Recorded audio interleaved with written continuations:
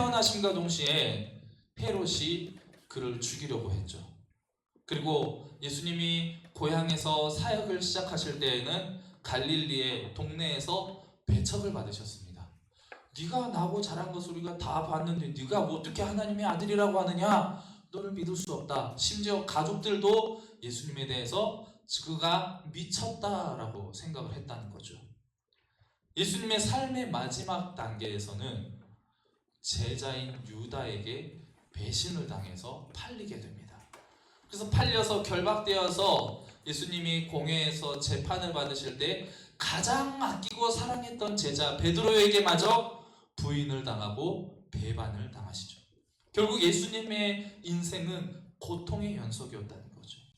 그 고통은 십자가를 지기 위해서 재판을 받으신 이후에 시작된 것이 아니고 예수님의 탄생으로부터 시작된, 예수님은 탄생 자체가 고통이었어요. 하나님이신 예수님이 인간의 몸을 입고 가장 낮고 천한 모습으로 이 세상에 태어나신 것 자체가 고통이었다는 거죠. 그 탄생의 고통에서부터 시작되어서 예수님께서 십자가에 이끌림 받으신 게 아니라는 거예요. 예수님의 고통이 예수님을 십자가로 이끌어갔던 거죠. 그렇다면 사도신경이 예수님의 죽음에 대해서 우리가 고백할 때 누구에게 죽임을 당했다고 고백했죠? 본디오 빌라도에게 죽임을 당했다고 우리가 고백했죠. 본디오 빌라도라는 사람에게 예수님의 죽음의 책임을 돌리고 있는 이유가 뭘까요? 왜 사도신경은 대제사장인 가야바나 또는 예수님을 처음에 죽이려고 했던 헤롯, 아니면 예수님을 배반했던 제자 유다, 아니면 명물로 예수님을 채찍질하고 십자가에 직접 못 박아서 죽인 로마의 군인들, 아니면 예수를 십자가에 못 박아라 못 박아라 외치고 선동했던 그 유대 군중들, 그들에 대해서 언급하지 않고 왜 빌라도라는 사람에게 책임을 돌리고 있을까요? 그 이유는 로마의 총독으로서 오직 빌라도만이 예수님에게 사형이라는 형을 선고할 수가 있었기 때문입니다. 그 권한을 가진 사람이 빌라도였기 때문이에요. 많은 유대교 지도자들이 예수님을 죽이기를 원했던 것들이 사실이지만 빌라도의 권한이 없이, 그의 허락이 없이는 예수님을 절대로 죽일 수가 없었다는 거예요. 결국 그래서 예수님의 죽음의 최종적인 책임은 누구에게 있었다? 빌라도에게 있었다. 더욱 결정적인 이유는 빌라도가 예수님을 신문하는 과정에서 예수님의 죄를 찾지 못했다라고 성경은 기록하고 있습니다. 아무런 죄를 찾지 못했지만 예수님이 사형에 처해질 만한 죄를 하나도 범하지 않았다는 사실을 잘 알고 있었지만 빌라도는 결국 다른 정치인들처럼 로마에 있는 그의 상급자들의 눈치를 보게 되었고, 또 예수가 죽기를 바라는 유대인들의 압박에 밀란이 일어날까 두려워서 그 압박에 결국 굴복하고 말았다는 거죠. 바로 눈앞에 예수 그리스도라는 살아계신 하나님, 온전한 진리가 있었지만 진리이신 예수님을 보지 못하고 결국 그 진리이신 예수님께 사형을 언도하고 말았다는 것입니다. 여러분, 우리 옆 사람 보고 한번 인사해 볼까요? 당신의 얼굴을 보니 빌라도의 얼굴을 보는 것 같습니다. 우리 수련회 때 이런 비슷한 인사 했었죠? 당신의 얼굴을 보니 빌라도의 얼굴을 보는 것 같습니다. 왜? 도저히 못하겠죠? 이건 도저히 못하겠죠? 여러분, 거울을 보시면서 이 인사를 한번 해보시기 바랍니다. 거울을 보면서 당신의 얼굴을 보니 누가 보여요? 거울 보면? 예수님 보여? 와, 훌륭하네. 역시 내 안에 예수님이 살아계신 우리 지연자매. 거울 보면 항상 예수님이 보이는데 저보다 훌륭한 것 같아요. 저는 아침에 거울 보면서 또 이게 뭐가 났나 이러면서 제 얼굴을 보고 왔는데, 거울 보면 내 얼굴이 보이죠. 거울 보면서 한번 인사해 보세요. 당신의 얼굴을 보니 빌라도의 얼굴을 보는 것 같습니다. 나중에 이 이유에 대해서 설명을 드릴게요. 또 사도신경에서 빌라도의 이름을 직접적으로 언급해서 빌라도에게 예수님의 책임을 돌리고 있는 두 번째 이유는 예수님의 죽음이 단지 어떤 신화적인 이야기나 설화 속에 등장하는 허구적인 이야기가 아니고 실제로 우리의 역사 속에 시간과 공간 속에서 사실로 일어났던 사건이라는 것을 가르쳐주기 위해서 빌라도라는 사람의 이름을 직접적으로 언급하고 있다는 거예요. 그런데 더 중요한 사실은 빌라도라는 사람의 이름 위에 누구의 이름이 올려지게 되느냐? 우리의 이름이 올려지게 된다는 거예요. 여러분, 우리는 빌라도에게 고난을 받으사 십자가에 못 박혀 죽으시고라는 고백을 할 때 모든 성도들이 다 이렇게 생각해요. 예수님을 십자가 못 박은 못된 빌라도 이놈 반드시 지옥에 갈 거야. 지옥에 갔을 거라고 주여 믿습니다. 이런 마음으로 이 고백을 할 거예요.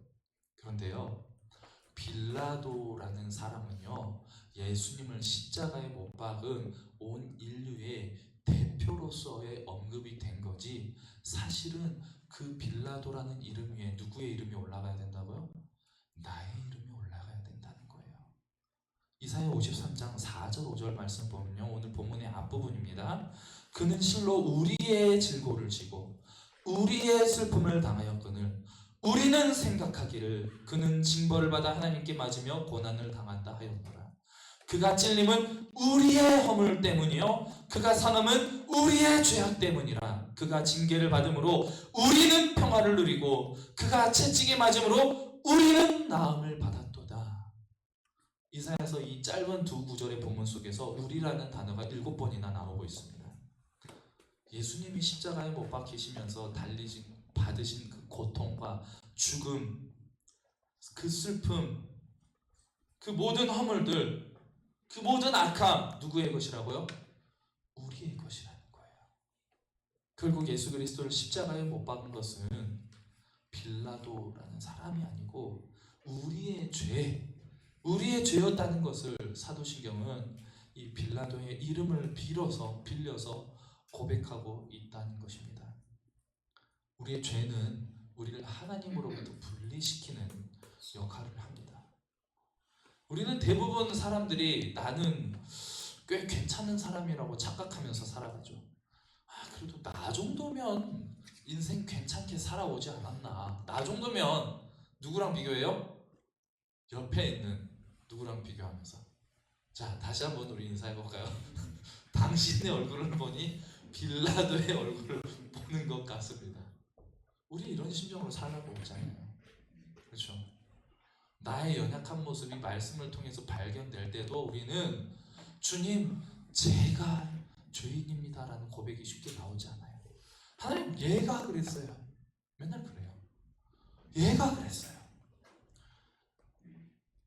아이들 보면요, 형제들이 어려서부터 자라면서 싸울 때요, 지가 먼저 원인을 제공을 해서 싸우게 돼요. 그래놓고 엄마 아빠한테 가서 엄마, 얘가 때렸어, 얘가 욕했어, 일러요. 누가 먼저 잘못해요? 자기가 먼저 잘못해놓고. 남의 집 이야기가 아니에요. 저희 집에 있는 이야기예요. 꼭 셋이서 싸워요. 근데 따져보면 똑같이 잘못했어. 그런데 자기는 잘못 안 했대. 그래가지고 네가 먼저 때렸잖아 그러면은 때린 사람이 잘못한 게 아니에요. 그 전에 먼저 말로 건드려요. 먼저 못된 말을 해. 그러면은 나쁜 말을 듣고 동생이 언니를 때려.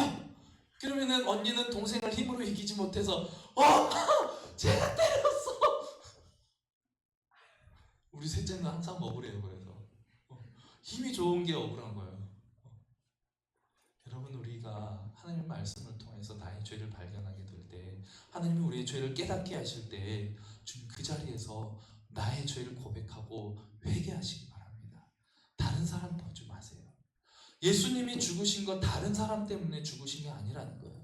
빌라도가 예수님을 죽인 게 아니라는 거예요.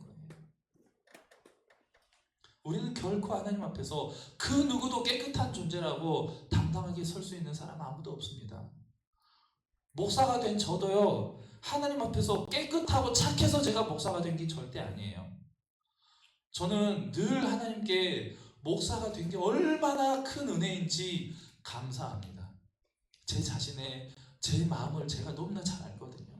여러분, 저는 절대로 착한 사람이 아니에요.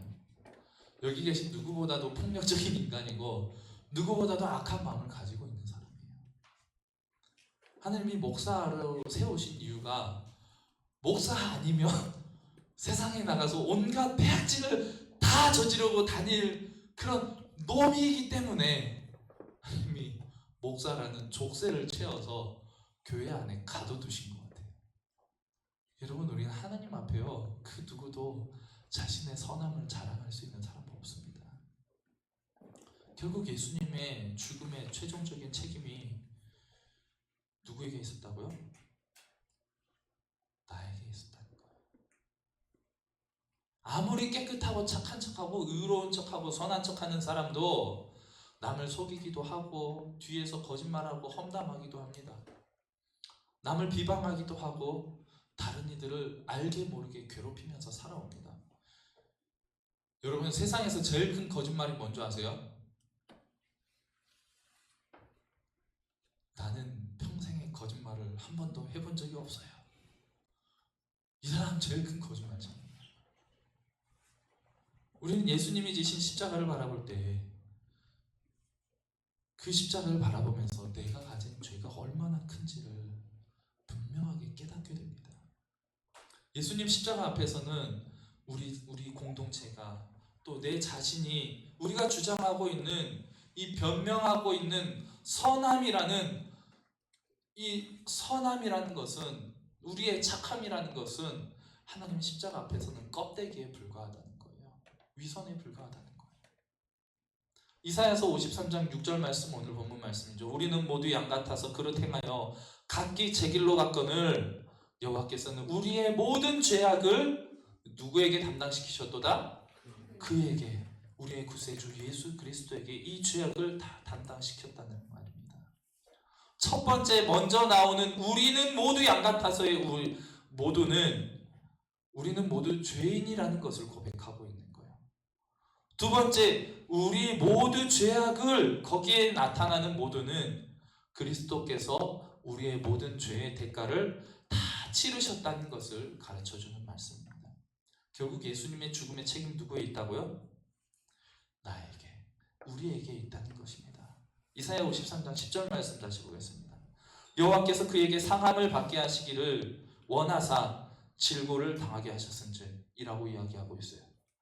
자, 우리에게 예수님의 죽음의 책임이 있다고 했는데 결국 궁극적인 예수님의 죽음의 책임은 어디에 있느냐? 하나님 아버지께 있다는 거예요.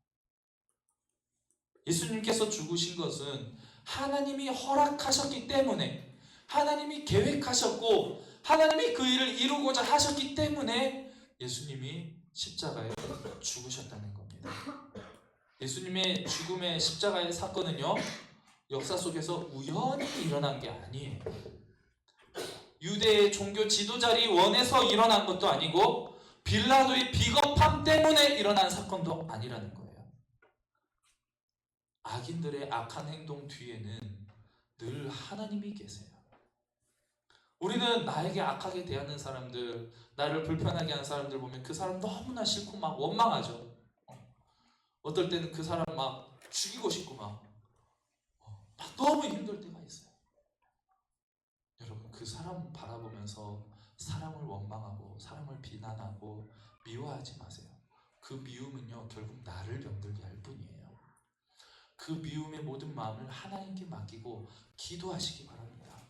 그리고 그 사람을 축복하시기 바랍니다. 그러면 그 축복이요, 내가 기도하고 축복하는 그 사람이 받지 않으면 그 축복이 나에게 돌아오게 돼 있어요. 그 사람을 위해서 기도하면요, 그 사람의 마음에 품고 있는 저주가 그에게 돌아가게 되어 있어요.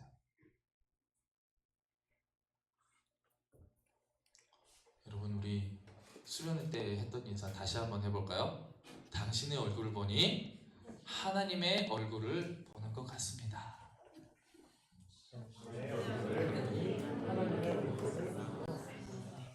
요건 할 수 있겠죠? 빌라도는 참 못하겠는데 하나님의 얼굴을 본다는 거는 우리가 얼마나 이해할 수 있겠죠? 여러분, 내 옆에 있는 사람 미워 죽겠습니까?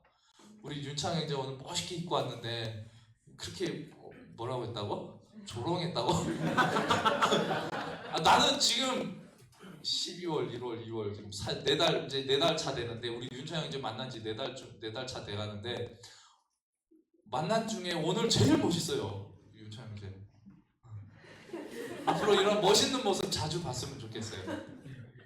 어제 우리 성경 공부할 때도 제가 말씀을 드렸는데 여러분 예배 자리에 나올 때는요 가장 예쁘고 가장 멋있고 가장 깨끗하고 단정한 모습으로 나오시기 바랍니다. 하나님께서 우리에게 주신 자유는요 우리의 외형적인 자유를 누리라고 주신 게 아니에요. 겉모습 네 마음대로 꾸미고 네 하고 싶은 대로 막 누리면서 살으라고 주신 자유가 아니에요. 예수님이 이 십자가의 죽음을 통해서 우리에게 주신 자유는요 죄에서 자유를 누리는 거예요. 여러분 자유를 착각하지 마세요. 우리는 죄에서 자유를 누린 사람이기 때문에 오히려 하나님 앞에서 더 정결하고 깨끗하고 아름다운 모습으로 하나님 앞에 나와야 되는 거예요. 예수님이 십자가에 지신 이유가 그거예요. 하나님이 예수님의 죽음을 계획하신 이유가 그것이라는 겁니다. 하나님 아버지께서 예수님을 이 땅에 보내셨습니다. 그리고 십자가에 매달으셨습니다. 예수님의 죽음은 하나님의 뜻이었다는 거예요. 예수님이 죽기 전까지는 그 누구도 하나님께서 자신의 아들 독생자 예수를 그 외아들을 십자가에 달려 죽게 할 것이라고는 그 누구도 생각하지 못했을 거예요. 하지만 하나님은 그렇게 하셨습니다. 예수님은 하나님께서 정하신 뜻대로 순종하심으로 인해서 십자가의 고난을 담당하셨습니다. 예수님은 탄생부터 죽으심까지, 아니 죽으심 이후의 부활까지도 완전하게 하나님의 뜻에 순종하심으로 인해서 우리의 구원의 역사를 이루신 분입니다. 요한복음 10장 17절에서 18절 말씀을 보면 내가 내 목숨을 버리는 것은 그것을 내가 다시 얻기 위함이니 이로 말미암아 아버지께서 나를 사랑하시느니라. 이를 내게서 빼앗는 자가 있는 것이 아니라 내가 스스로 버리노라. 나는 버릴 권세도 있고 다시 얻을 권세도 있으니 이 계명은 내 아버지에게서 받았노라 하시니라. 모든 죽음을 다 물리칠 권세도 있었고 죽임을 아예 고통을 당하지 않을 권세가 이미 예수님께는 충분히 있었다는 거예요. 하지만 하나님 아버지로부터 그 뜻을 받았기 때문에 순종하심으로 말미암아 십자가에 죽으시고 또 부활하셨다는 거죠. 하나님이 당신의 그 아들 예수의 죽음을 계획하지 않으셨다면 아무리 수많은 로마의 군대가 출동했다 할지라도 예수님의 목숨을 빼앗아갈 수 없었을 거예요. 이스라엘 백성들이 애굽에서 탈출해서 200만에서 300만 되는 그 대민족이 홍해 바다를 건널 때에 수많은 애굽의 군대가 병거가 와서 그들을 다시 잡으려고 쫓아왔습니다. 하지만 하나님은 홍해를 가르쳐서 이스라엘 백성들을 구원하시고 홍해를 다시 닫으심으로 인해서 쫓아오는 대적들을 다 쓸어버리셨습니다. 예수님의 죽음도 하나님의 뜻이었기 때문에 가능한 것이지 하나님의 뜻이 아니라면 그 누구도 예수님을 상하게 할 수 없었을 거라는 거예요. 헤롯과 빌라도를 중심으로 예수님의 십자가의 죽음에 연루되어 있는 모든 이들은 인류의 구원이라는 하나님의 위대하고 장대한 드라마 속에 자신도 모르게 참여한 배우의 역할들을 하게 된 거예요. 하지만 그렇다고 해서 그들이 지은 죄의 대가가 책임이 전혀 없다는 게 아니에요. 그들이 저지른 죄의 대가, 그 책임 또한 분명하게 자신의 몫입니다. 결국 그들의 악을 통하여서 오히려 예수 그리스도의 순종이 완성이 되었고 우리의 구원이 이루어지게 된 거예요. 우리는 사도신경을 통해서 본디오 빌라도의 이름을 우리가 부를 때마다 누구의 죄를 보게 되어야 된다고요? 나의 죄를 보아야 된다는 거예요. 빌라도를 비롯한 로마의 군인들은 예수님을 채찍질하고 십자가에 못 박는 잔인한 일을 했습니다. 하지만 우리는 그들을 비난하기에 앞서서 거울을 보고 스스로에게 한번 질문을 해보시기 바랍니다. 누가 그렇게 예수님을 죽음으로 내몰았는가? 유대인들을 비난하지 마세요. 당시의 로마인들을 비난하지 마세요. 그럴 자격이 없습니다. 우리는 만약 그렇게 누군가를 비난하고 싶어질 때 여러분 꼭 거울을 보시기 바랍니다. 거울 속에 있는 당신이 그렇게 했습니다. 우리가 그렇게 했습니다. 아니, 주님, 제가 그랬습니다. 예수님께서는 그런 우리들을 위해서 이 모든 죄악을 담당하시고 십자가에 못 박혀서 죽으셨습니다. 예수님이 당하신 채찍질과 주먹질, 가시면류관과 상처와 조롱, 못 박힌 못, 그리고 찔린 창, 그리고 제자들에게, 사랑하는 제자들에게 당한 배신, 이 모든 일들이 다 하나님께서 계획하신 일이라는 거예요. 예수님은 스스로를 위해서, 그리고 우리를 위해서 이 모든 일들을 다 당하시고 견디셨습니다. 이사야 53장 5절 말씀을 한번 보시기 바랍니다. 그가 찔림은 우리의 허물 때문이요, 그가 상함은 우리의 죄악 때문이라. 그 뒤에 더욱더 놀라운 은혜가 담겨 있습니다. 그가 징계를 받음으로 우리는 평화를 누리고 그가 채찍에 맞음으로 우리는 나음을 받았도다. 하나님에게 있어서 너무 커서 도저히 용서할 수 없는 죄가 있을까요? 없습니다. 왜요? 예수님의 피가 세상의 그 어떤 악함보다도 강한 능력이 있기 때문입니다. 아무런 가치 없는 우리는 예수님께서 이 보잘것없는 나를 위해서 죽으셨다는 것을, 그 십자가의 은혜를 깨닫게 될 때에 우리의 영적인 여정이 비로소 시작이 되는 거예요. 예수님의 십자가의 은혜를 깨닫는 게 우리의 구원의 완성이고 끝이 아니에요. 그리스도인으로서의, 성도로서의 삶이 시작되는 거예요. 세상에 수많은 사람들이 아직도 왜 예수님이 십자가에 못 박혀서 죽었는지 알고 싶어 합니다. 정확한 원인을 몰라요, 아직도. 그래서 사도신경은 우리에게 가르쳐 주는 거예요. 예수님께서 본디오 빌라도에게 고난을 받으셨다라고 말을 하고 있는 겁니다. 세상에 수많은 사람들이, 그리고 교회 안에 있는 사도신경을 고백하고 있는 우리 자신이 먼저 예수님께서 십자가 위에서 당하신 고난의 의미를 잘 되새겨 보았으면 좋겠습니다. 그리고 남을 미워하기보다도 나를 위해 죽으신 예수님의 십자가의 은혜를 기억하며 남을 용서하고 이해하고 화해하기를 힘쓰는 우리 마하나임 청년 여러분들 다 되었으면 좋겠습니다. 그리고 예수님의 십자가의 은혜가 우리의 삶 속에 충만하게 차고 넘쳐서 날마다 구원의 확신과 기쁨 속에서 하나님을 찬양하는 삶을 살아가시기를 바랍니다. 또한 예수님이 온전한 순종을 통하여서 우리의 구원을 이루셨던 것처럼 저 여러분도 하나님 말씀에 온전히 순종하심으로 인하여서 하나님이 우리에게 주신 사명을 이루어 나아가며 하나님께 영광과 기쁨이 되는 귀하고 복된 삶이 다 되시기를 주님의 이름으로 축복합니다. 아멘. 사랑하는 주님, 우리 마하나임 청년들이 계속해서 이 사도신경의 발자취를 따르며 우리 신앙의 기초를 세워나가는 귀한 은혜의 시간을 가지고 있습니다. 십자가를 통해 보여주신 하나님의 사랑과 은혜를 기억하며 십자가의 참된 의미를 깊이 생각하며 늘 겸손한 삶을 살아갈 수 있도록 인도하여 주시옵소서. 우리를 향하신 하나님의 뜻을 깨달아 알게 하시고 하나님의 뜻을 이루어 나가는 귀한 소명의 일꾼들이 될 수 있도록 인도하여 주시옵소서. 우리를 죄에서 구원하신 예수 그리스도 이름으로 기도드립니다. 아멘.